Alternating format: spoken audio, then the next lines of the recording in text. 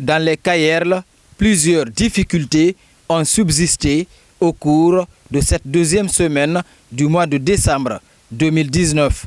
Entre autres, le manque de récépissés et le non-paiement des primes de certains agents qui ont boudé par moment l'opération d'enrôlement des citoyens.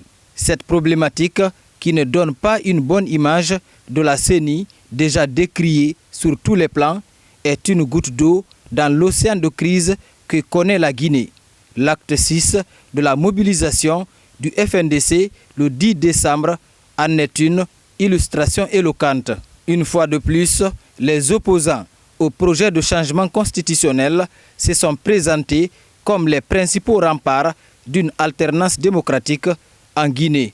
Cette nouvelle sortie est suivie de celle des femmes le 12 décembre, le troisième acte d'une mobilisation avec des discours dénonçant les tueries répétées lors des manifestations du Front national pour la défense de la Constitution. Pour promouvoir l'apaisement et apprécier l'évolution du processus électoral, le NDI et la Fondation Kofi Annan pour la paix ont dépêché 2 anciens chefs d'État de l'Afrique de l'Ouest. La mission a rencontré tous les acteurs concernés.